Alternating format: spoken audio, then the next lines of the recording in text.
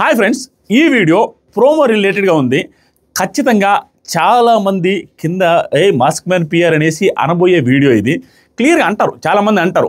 ఎవరు అన్నా ఎంతమంది నెగిటివ్గా కింద కామెంట్ పెట్టినా ఈ వీడియోకి నాకు డిసప్పాయింట్మెంట్తో అయ్యో ఏంట్రా కూడా నువ్వు ఏదో ఏంట్రా ఇట్లా చెప్తున్నావు, పాజిటివ్ సైడ్ కూడా కొంచెం మాట్లాడితే మాకు కాలద్రా అనుకునే వాళ్ళు కూడా కామెంట్ చేసినా కూడా నేనేం ఫీల్ అవ్వను. ఎందుకంటే నేను చూసిన లైవ్ ప్రకారం, నేను చూసిన క్లిప్ ప్రకారం నాకేమనిపించింది చెప్పకపోతే నాకు ఆగదు, చెప్పేయాల్సిందే, కక్కాల్సిందే. సో అదే కక్కుడు ఉంటుంది. సూపర్ అండి నాకు సార్ హోస్టింగ్ ఈరోజు. ఇది కదా మాకు కావాల్సింది. ఒక్కసారిగా ఎవడిని లెక్క చేయడేమో ఈ మాస్క్ మ్యాన్ అనుకునే మనిషి నాకు సార్ దెబ్బక అరగుండె హాఫ్ సెకండ్ ఆగిపోయి వెంటనే మాట కూడా ఫ్లిప్ చేసేసాడు. నాకు సార్ని అన్నాడు రాంగ్ నెరేటివ్ సెట్ చేస్తున్నారు కదా సార్ అని. సార్కి సర్రనో నశాలానికి అంటింది.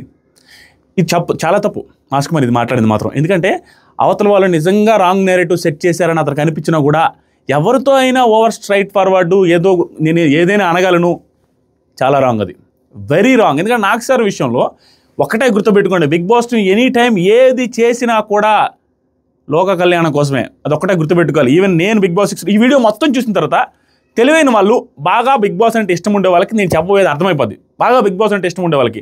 మిగతా వాళ్ళు ఎపిసోడ్ బై ఎపిసోడ్ చూడకుండా ఒక మనిషి మీద ఇట్లానే పెట్టుకొని వీళ్ళు అట్ట అంటే మనం ఏం చేయలేం. క్లియర్గా చూడండి, నేను వన్ సైడ్ తీసుకునేది ఏం లే, వెరీ న్యూట్రల్ సైడ్ పర్ఫెక్ట్గా చెప్తా చూసిన దాన్ని బట్టి.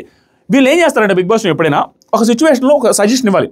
ఆ సజెషన్ బిగ్ బాస్ టీమ్ శనివారం నాకు సార్ చేత ఇప్పిస్తున్నప్పుడు అక్కడ ఇప్పించేటప్పుడు అక్కడ ఉండే మనుషులను బట్టి ఇప్పిస్తారనమాట.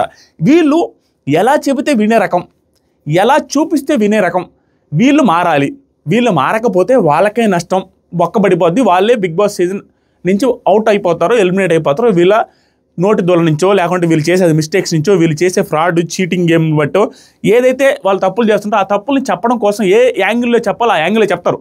అంతేగాని వాళ్ళని చీట్ చేయాలనో ఇంకోటో కాదు. ఎగ్జాంపుల్కి సీజన్ 6లో ఏం జరిగిందంటే, ఇది చెప్పిన తర్వాత మెయిన్ పాయింట్లోకి వస్తాం ప్రోమోలకి. సీజన్ 6లో ఏం జరిగిందంటే, నాది రేవంత్ది ఒక ఇష్యూ జరిగింది. నాది రేవంత్ ఇష్యూలో నా తప్పు అసలు లేదు. ఈవెన్ లాస్ట్కి చాలామందికి అర్థమైపోయింది. అదేం చేశారంటే రేవంత్ కూడా తప్పని అంటలా, నేను ముందు మాట్లాడింది కట్ చేసి అక్కడ ప్రోమోలు వేసినప్పుడు నాగార్జున సార్ దగ్గర నా మిస్టేక్ ఉన్నట్టుగా కట్ చేసేసారు.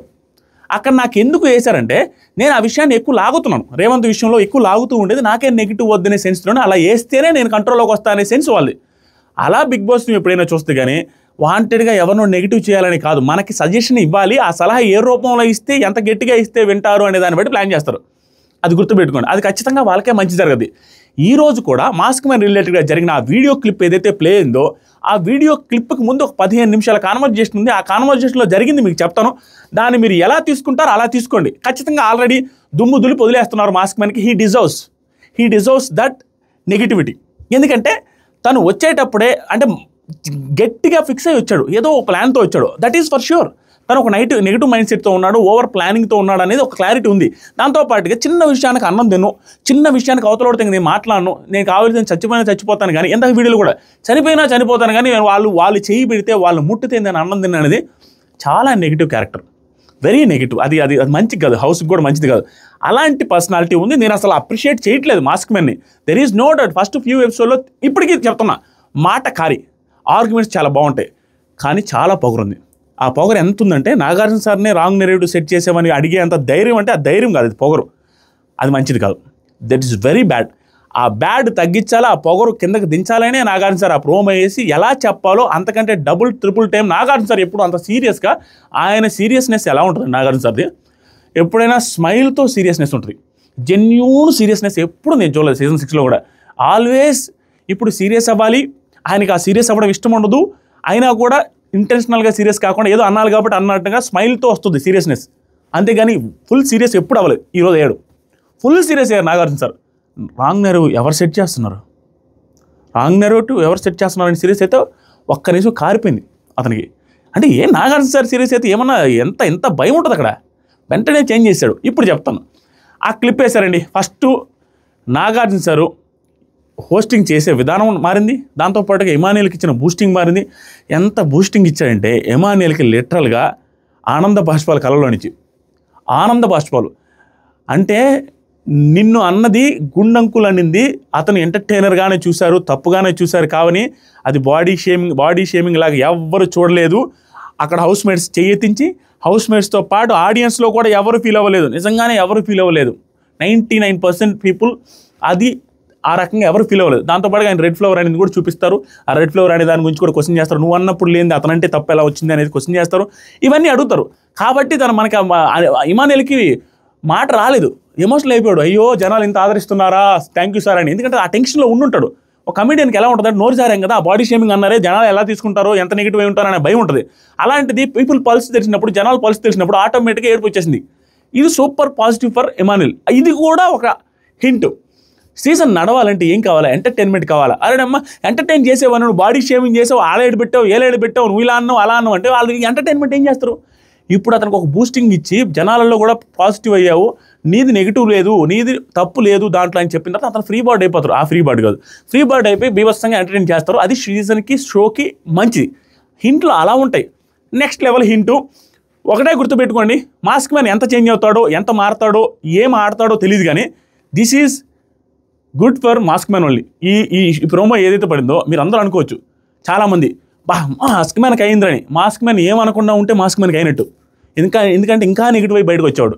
మాస్క్ మ్యాన్కి ఈరోజు నాగార్జున సార్ ఏదైతే సీరియస్నెస్ ఫేస్ పెట్టి సీరియస్గా వార్నింగ్ ఇచ్చాడో అది తను చేసుకున్న అదృష్టం మాస్క్ మ్యాన్ది. లేకపోతే నెక్స్ట్ వీక్లో మాస్క్ మ్యాన్ లామినేషన్లో భరణి గారును ఇమానుయేల్ దగ్గర ఇదే మాటలు ఎత్తి పెద్దగా అరిచి చాలా ఓవర్ చేసి నెగిటివ్ అయి ఉండేవాడు. ఈరోజు ఇలా చేశాడు కాబట్టి తను కేర్ఫుల్గా ఉండే అవకాశం ఉంది, కేర్ఫుల్గా మాట్లాడే అవకాశం ఉంది. That is they want. Bigg Boss team కావాలనుకునేది అది. నువ్వు నోరు జారి ఇంకా మాట్లాడుకుంటూ వెళ్తే చాలా దూరం వెళ్ళిపోయి నీ లైఫ్కే థ్రెటన్ తెచ్చుకునేటట్టు, నీ లైఫ్కే డేంజర్ తెచ్చుకునేటట్టున్నావు, నీ మాటలు అలా జారుతున్నావు అనేది వాళ్ళు ఇవ్వాల్సిన హింటు ఇచ్చారు. తనకే మంచిది, తను మారే అవకాశం కూడా మేబీ ఉంది, ఒక 5% అయినా. అండ్ షో నుంచి క్విట్ అవుతారు. మనోడు అలాగే ఉన్నాడు, క్విట్ అయినా నాకు తెలిసి. ఎందుకంటే ఈరోజు షూటింగ్ అయిపోయి ఉంటుంది 7కి 7:30కి. ఇప్పుడు లైవ్ స్టార్ట్ అయి ఉంటుంది. నాకు తెలిసి మనకి నైట్కి కానీ అర్ధరాత్రికి కానీ తెలుసుద్ది. ఆ అప్డేట్ కూడా ఏదైనా ఉంటే ఇన్స్టాగ్రామ్ లింక్ ఉంది కామెంట్ సెక్షన్లో, దాంట్లో ఫాలో అవ్వండి. మనోడు ఉన్నాడా వెళ్ళిపోయాడా అనేది కూడా అప్డేట్ చేస్తా. ఇప్పుడు మాట్లాడదాం. అక్కడ వీడియో టెలికాస్ట్ చేసింది ఎడిటెడ్ ఎందుకు వేస్తారంటే అంత షోలో అంత పెద్దది వేయలేరు. దాంతోపాటుగా మనోడికి చాలాసార్లు రూడ్గా, అంటే చాలా గంభీరంగా అమ్మాయిలు అబ్బాయిలని తేడా లేకుండా చాలా పద్ధతిగా చాలా గట్టిగా మాట్లాడున్నాడు. కాబట్టి ఆ ఇంటెన్సిటీ తగ్గించాలి. కాబట్టి ఏదైతే వేసి చెబితే వింటాడో అదే వేసి చెప్పారు. దాంట్లో ఎడిటెడ్ వర్షన్ ఆటోమేటిక్గా వేస్తారు. ఆ ఎడిట్ చేసిన దానికి ముందు ఏముందో చెప్తాను, దాని తర్వాత కంక్లూజన్ కూడా చెప్తాను. మీరు ఏది అనుకుంటారో అది కింద కామెంట్ కూడా చేయండి. సింపుల్. మనోడు ప్రీ ప్లానెడ్గా వచ్చాడు. ఏంటి, సెంటర్ అవ్వాలి, కార్నర్ అవ్వాలి. కార్నర్ అయ్యే టైంలో ఆ కార్నర్ అవ్వడానికి ఏమేం చేస్తే కార్నర్ అవుతాం అవన్నీ చేస్తూ ఇమానుయేల్ ఆల్రెడీ పసిగట్టేశాడు. మనోడు ఎలా ఉంటాడంటే మంచిగా ఉంటాడన్న, ఆ మంచిగా ఉన్న వాళ్ళతోనే నెగిటివ్ అయిపోతాడు. అప్పుడు ఏంటంటే అందరూ అట్లా అవుతూ ఉంటే అందరూ ఇతనేమో మంచిగా ఉన్నాడు, పాపం వాళ్ళేమో దగ్గర తీయట్లేదు అనేసి కార్నర్ అయ్యే అవకాశం ఉంది అనేది తన plan. That is for sure. అందుకని చిన్నదానికి నేను ఒక్కడిని అన్నం వండుకొని తింటానన్నాం. నా విషయంలో ఎవరైనా తప్పు చేశారంటే వాళ్ళతో నేను అసలు మాట్లాడే మైండ్ సెట్ కాదు అనడం. దాంతోపాటు ఎవరైనా తప్పు చేస్తే నేను క్వశ్చన్ చేసి తీరుతాననే ఆ మైండ్ సెట్, కానీ నేను ఎవరిని లెక్క చేయను, మా ఇంట్లో వాళ్ళని అడగండి అని చెప్పి ఇవన్నీ కూడా ఒక క్లారిటీతో వచ్చాడు ఆటలోకి. ఆ పర్సన్ క్లారిటీతో వచ్చాడు కాబట్టే ఇప్పుడు మాటల్లో మాట తోలుతున్నప్పుడు బిగ్ బాస్ టీమ్ సరే కొంచెం ఇచ్చి చూద్దాం, 1 వీక్ మారుతుంటే మారుతారు, లేకుంటే తన కర్మ అన్నట్టు అనుకున్నారు. ఇప్పుడు వీడియో కటింగ్ ముందు ఏం జరిగింది చెప్తాను. ఆ వీడియోలో ఉన్నది ఏంటి, భరణి, నేను ఇన్ని రోజులు తనుజ, భరణి, ఇమానుయేల్, ఒక అమ్మాయి, ఇద్దరు మగవాళ్ళు అనుకున్నాను. కానీ 3 ఆడవాళ్ళు. ఇంతవరకు నేను ఫైట్ చేసింది భరణి, ఇంతవరకు నేను ఫైట్ చేసింది ఒక అమ్మాయి, 2 అబ్బాయిలతో అనుకున్నాను. 3 అమ్మాయిలతోనని ఇప్పుడు తెలిసింది అనేసి అంటాడు. 3 అమ్మాయిలతో అని. 3 అమ్మాయిలతో అంటే క్లియర్గా క్లారిటీగా ఉంది. భరణి గారిని అండ్ ఇమానుయేల్ని కూడా అమ్మాయిల లెక్కన పెట్టేసి 3 అమ్మాయిలతో ఫైట్ చేశాను అనేది అతను చెప్పిన వర్షన్ అక్కడ యాజ్ పర్ ద వీడియో. దానికి ముందు జరిగింది చెప్తాను. ఇక్కడ నేను మాస్క్ మ్యాన్ ఉన్నాడని చెప్పట్లా. నా విరోధి ఉన్నా, నా ఇంట్లో వాళ్ళకి డ్యామేజ్ చేసిన పర్సన్ ఉన్నా, నాకు అన్యాయం చేసిన పర్సన్ ఉన్నా, నేను చూసిన ఫుటేజ్ని నేను ఏదైతే లైవ్లో చూసానో దాన్ని చెప్పకుండా నేను ఆగలేను. ఖచ్చితంగా నేను మోసం చేశాను, ఆడియన్స్ని మోసం చేశాను అన్న ఫీలింగ్ నాకు వస్తుంది. కాబట్టి నేను ఉన్నట్టుగా చెప్తున్నాను. అక్కడ ఏం ముందు చెప్పిందంటే, తను ఖచ్చితంగా ఏదైతే ఇప్పుడు మాట్లాడిన మాటల్ని 100% రైట్, పర్ఫెక్ట్ అని నేను చెప్పను. That is for sure wrong, హార్ష్గా మాట్లాడాడు, ఓవర్. తన నోటి దూల వల్లే అది మాట్లాడాడు. కానీ దానికి ముందు జరిగింది ఏంటంటే, నేను చెప్పాలనుకున్నది ఏం లేదండి. అతని ఉద్దేశం వీళ్ళిద్దరిని అమ్మాయిలు అనడం కాదు. దానికి ముందు 15 నిమిషాల ఫుటేజ్లో జరిగింది చెప్తామేనండి.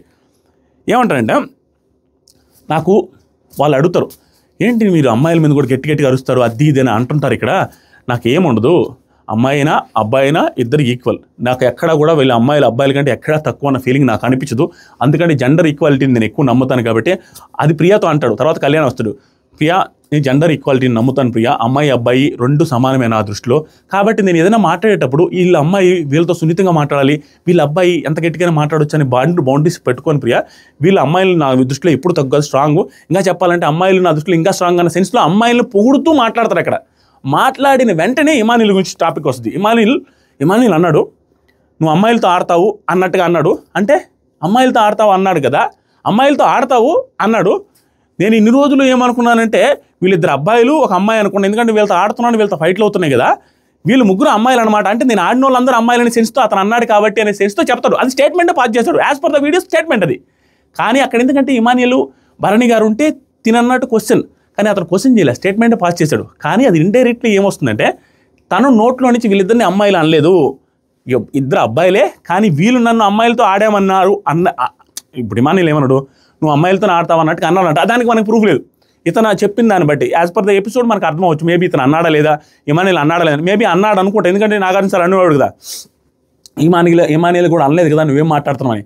కాబట్టి ఇమానియల్ అన్నదానికి చెప్పాడు ఏమని, ఇతను అమ్మాయిలతోనే ఆడాను అన్నావు కదా, మీతో కూడా ఆడాను కదా, మీరు కూడా అమ్మాయిలానా అనే సెన్స్ అది.